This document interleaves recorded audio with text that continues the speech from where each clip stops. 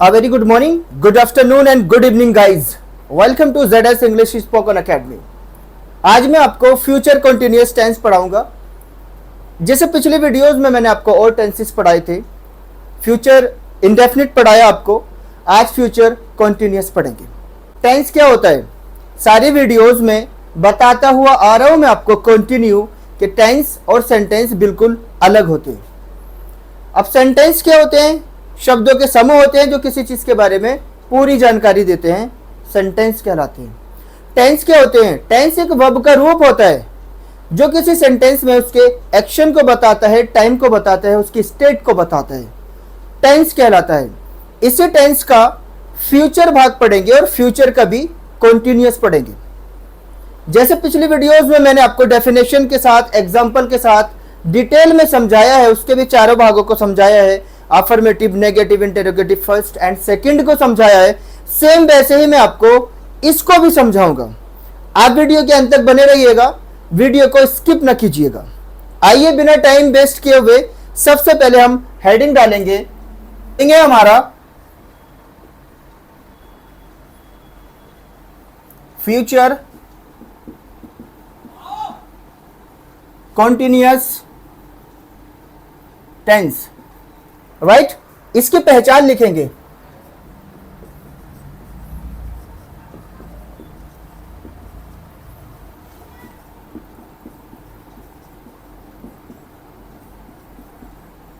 देखिए, हर टेंस की अपनी पहचान होती है। जैसे पास्ट, फ्यूचर और प्रेजेंट, ये हमारे तीन प्रकार के टेंस होते हैं। प्रेजेंट की आइडेंटिफिकेशंस अलग थी, पास्ट की आइडेंटिफिकेशंस अलग हैं, फ्यूचर की बिल्कुल अलग है। हम पढ़ रहे हैं future continuous tense. Future continuous tense का आइडेंटिफिकेशन यानी कि पहचान होती है वाक्यों में, कि हम पहचानेंगे कैसे ये प्रेजेंट है, पास्ट है या फ्यूचर है। उसका भी इंडेफिनिट है, कंटिन्यूअस है, परफेक्ट है या परफेक्ट कंटिन्यूअस है। इसलिए इसका आइडेंटिफिकेशन होगा कि जिन हिंदी वाक्यों के अंत में रहा होगा, रही होगी, रहे होंगे आदि शब्द आते हैं और क्रिया का जारी रहना पाया जाता है, इस प्रकार के वाक्यों को हम फ्यूचर कंटिन्यूअस टेंस में बनाते हैं। सिर्फ ये आइडेंटिफिकेशन हमें हिंदी में लिखना है ताकि इन फ्यूचर अगर हम उसको भूल गए, अपने रजिस्टर खोलेंगे और अपने नोट्स को रिवाइज कर लेंगे। आइए इसकी सेम डेफिनेशन लिखेंगे हम। जिन हिंदी वाक्यों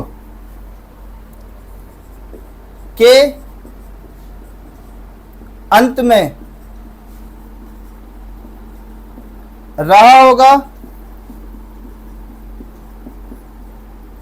रही होगी, रहे होंगे आदि शब्द आते हैं,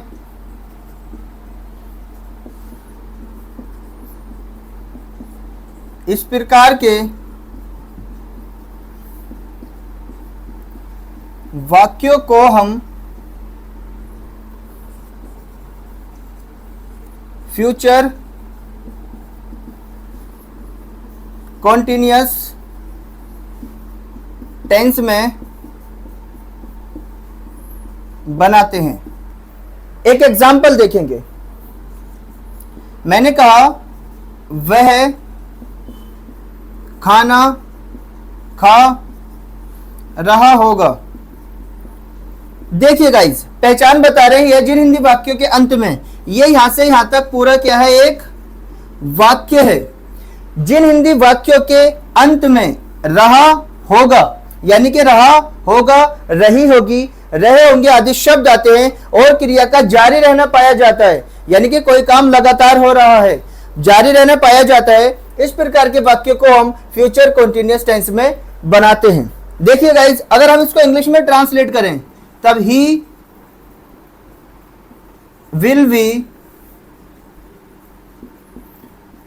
ईटिंग द फूड, ये था गाइस हमारा फ्यूचर कंटिन्यूअस टेंस का एक एग्जाम्पल, पहचान के साथ। आप इसको नोट कर लीजिए, ये सिर्फ एक पहचान है। अगर यह होता वह खाना खाएगा, क्या ये फ्यूचर कंटिन्यूअस टेंस है? नहीं, क्योंकि इसमें रहा होगा, रही होगी, रहे होंगे तो है ही नहीं, इसलिए ये फ्यूचर कंटिन्यूअस टेंस नहीं है। फ्यूचर कंटिन्यूअस टेंस ये है।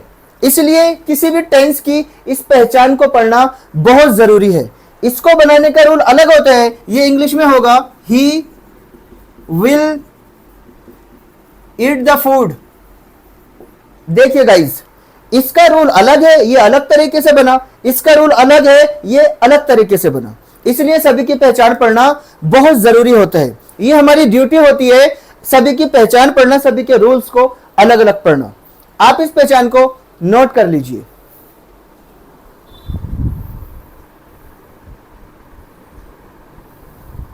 आइए गाइस, अब हम इसके पहले भाग को पढ़ेंगे, अफर्मेटिव को। अफर्मेटिव का रूल अलग होता है, नेगेटिव का रूल अलग होता है, इंटरोगेटिव का रूल अलग होता है। अभी तक हमने इस फ्यूचर कंटीन्यूअस टेंस की आइडेंटिफिकेशन पढ़ी थी। अब इसके जो अलग अलग 4 भाग और हैं उनको पढ़ेंगे एक एक करके।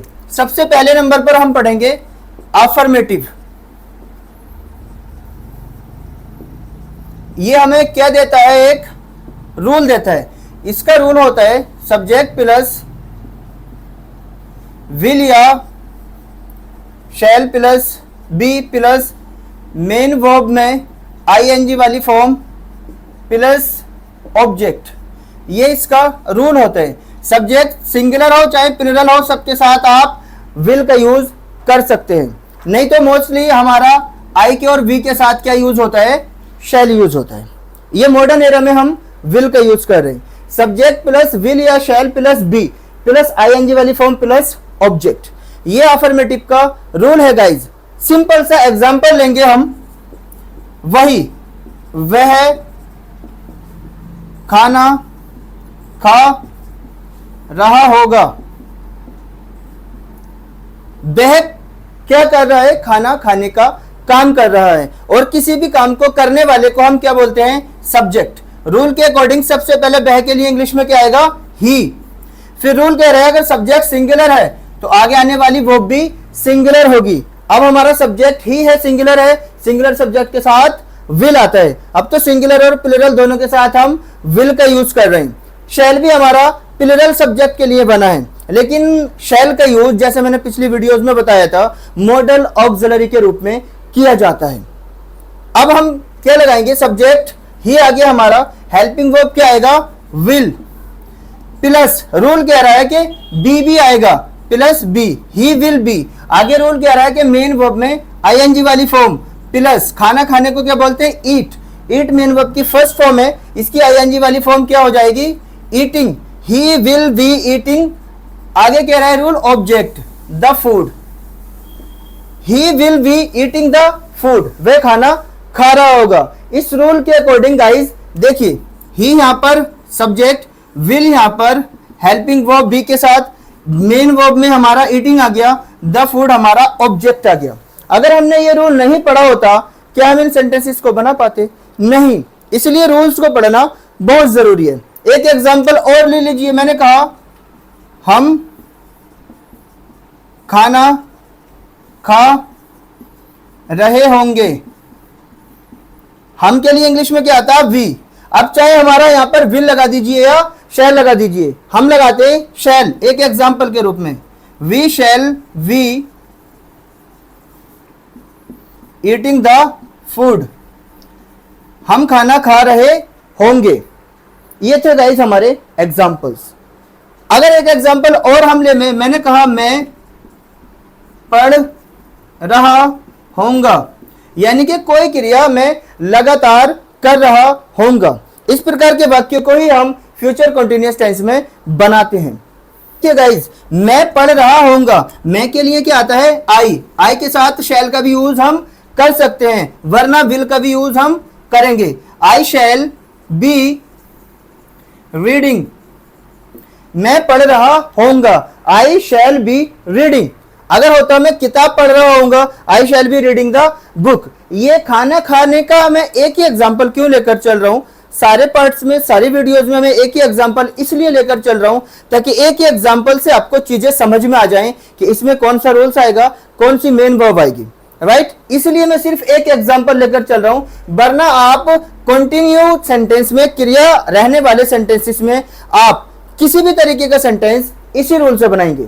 रूल एक ही है, सेंटेंस आपके अलग अलग हो सकते हैं, लेकिन मैं सिर्फ एक ही एग्जांपल लेके चलता हूं। ये था गाइस हमारा आई शैल बी या आई विल बी रीडिंग, मैं पढ़ रहा होऊंगा। ये था हमारा गाइस इसी फ्यूचर कंटिन्यूअस टेंस का अफर्मेटिव भाग।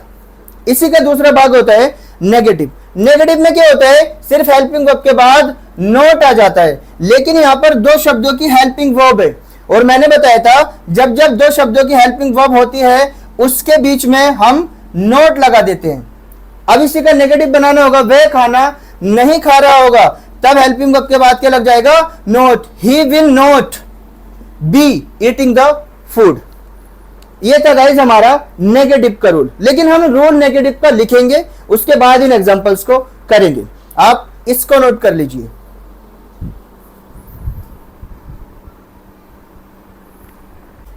अब हम इसी का दूसरा भाग पढ़ेंगे नेगेटिव। इसका दूसरा भाग क्या है, नेगेटिव। ये भी हमें क्या देगा, रूल देगा। इसका रूल होता है सब्जेक्ट प्लस विल या shall plus not plus V plus main verb में आईएनजी वाली फॉर्म प्लस ऑब्जेक्ट। ये इसका रूल है गाइज। आइए सिंपल से वही एग्जांपल लेंगे। एग्जांपल, वह खाना नहीं खा रहा होगा। देखिए सिर्फ ना बढ़ा और हेल्पिंग वर्ब के बाद हमारा क्या आ गया, नोट आ गया। सिंपल सा, वह के लिए इंग्लिश में he will not be eating the food. वह खाना नहीं खा रहा होगा। मैंने कहा तुम खाना नहीं खा रहे होंगे। अब तुम के लिए इंग्लिश में क्या आता है, you will not be eating the food. ये था गाइस हमारा इसका नेगेटिव। कुछ भी हो सकता है। एक एग्जांपल और ले लीजिए। मैंने कहा वह दिल्ली नहीं जा रही होगी। लड़की या लड़की के लिए इंग्लिश में क्या आता, she will not be going to Delhi. कुछ भी हो सकता है। ये जो हमारी क्रिया है ना, आना जाना खाना पीना, इसमें आईएनजी वाली फॉर्म आएगी और ये लगातार चलेगी। सेंटेंस कैसे ही हो, आपको सिर्फ इसी रूल से बनाना है। ये था गाइस हमारा कॉन्टिन्यूअस का नेगेटिव। इसको नोट कर लीजिए। अब तीसरा भाग पढ़ेंगे, इंटेरोगेटिव फर्स्ट। इसी का हम तीसरा भाग पढ़ेंगे, इंटेरोगेटिव फर्स्ट। ये हमें क्या देगा, ये भी हमें रूल देगा। हेल्पिंग वर्ब पहले आ जाती है। देखिए विल या shall plus subject plus V plus main verb में आईएनजी वाली form plus object plus question mark. क्या होता है इंटरोगेटिव सेंटेंसेस में, हेल्पिंग वर्ब सब्जेक्ट से पहले आ जाती है। ये जो विल और शैल है ना, ये हेल्पिंग वर्ब है, और इसी का एक वर्ब का भाग बी है। तो जब जब दो शब्दों की हेल्पिंग वर्ब आती है, नोट या सब्जेक्ट उन दोनों के बीच में आ जाता है। जैसे बी के और शैल और विल के बीच में सब्जेक्ट आ गया, राइट। सेम वही एग्जांपल लेंगे। क्या वह खाना खा रहा होगा।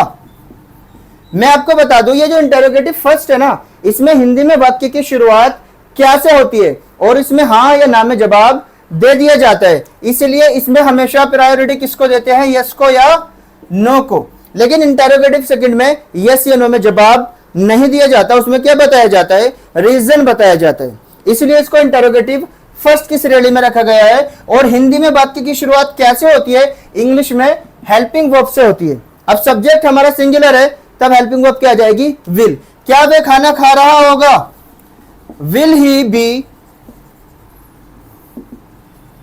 Eating the food. सिंपल सा बन गया। विल यहां पर हेल्पिंग वर्ब, ही हमारा सब्जेक्ट, वी हमारा वर्ब का दूसरा पार्ट, ईटिंग हमारा मेन वर्ब में आईएनजी, द फूड हमारा object. Will he be eating the food, क्या वह खाना खा रहा होगा। अगर यही होता, क्या हम खाना नहीं खा रहे होंगे।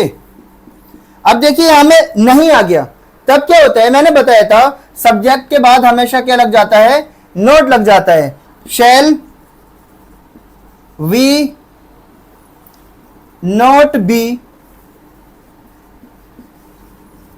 ईटिंग द फूड, क्या हम खाना नहीं खा रहे होंगे। Shall we not be eating the food, क्या हम खाना नहीं खा रहे होंगे। ये गाइस रूल था, इसकी जगह कुछ भी हो सकता है। क्या हम दिल्ली नहीं जा रहे होंगे, क्या तुम नहीं पढ़ रहे होगे। इस तरीके के सेंटेंसेस को हम इस रूल से बनाएंगे। अब पढ़ेंगे इसका आखिरी भाग, इंटरोगेटिव सेकंड। इसको नोट कर लीजिए। गाइस अब हम इसी के चौथे भाग को पढ़ेंगे, इंटरोगेटिव सेकंड। आइए गाइस, चौथा भाग इसका है इंटरोगेटिव सेकंड, उसको देखते हैं। इंटरोगेटिव सेकंड, ये भी हमें क्या देता है, ये भी हमें रूल देता है। इसमें क्या होता है, क्वेश्चन वर्ड बढ़ जाता है। Question word plus helping verb will या shall plus subject plus be plus ING वाली form plus object plus question mark. इसका ये रूल होता है गाइज। क्वेश्चन वर्ड क्या होते हैं मैंने आपको समझा दिया है। एग्जाम्पल लेंगे, वह खाना क्यों खा रहा होगा। अब ये जो क्यों है ना, यही क्वेश्चन वर्ड है। इसमें आप जवाब यस या नो में नहीं दे सकते। इसमें जवाब यस नो में आप नहीं दे सकते। आपने कहा वह खाना क्यों खा रहा होगा, आप कहेंगे यस। किसी ने कहा वह खाना क्यों नहीं खा रहा होगा, आप कहेंगे नो। नहीं, यस नो में जवाब नहीं दिया जा सकता। यहां आप क्या बताएंगे, रीजन बताएंगे। इसलिए इसका रूल यह है, इसमें क्वेश्चन वर्ड बढ़ गया। सिंपल सा देख लीजिए, वह खाना क्यों नहीं खा रहा होगा। क्यों को इंग्लिश में हम वाई से लिखते हैं। Why will he B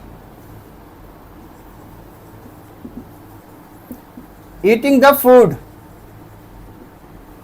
Y will he be eating the food, वह खाना क्यों खा रहा होगा। अगर नेगेटिव होता तब सब्जेक्ट के बाद क्या लग जाता, नोट लग जाता। देखिए, हम खाना कहाँ नहीं खा रहे होंगे। यहां कहाँ के लिए इंग्लिश में क्या आता, वेयर आता। तो वेयर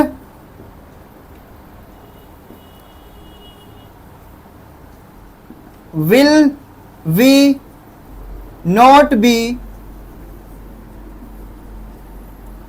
ईटिंग द फूड,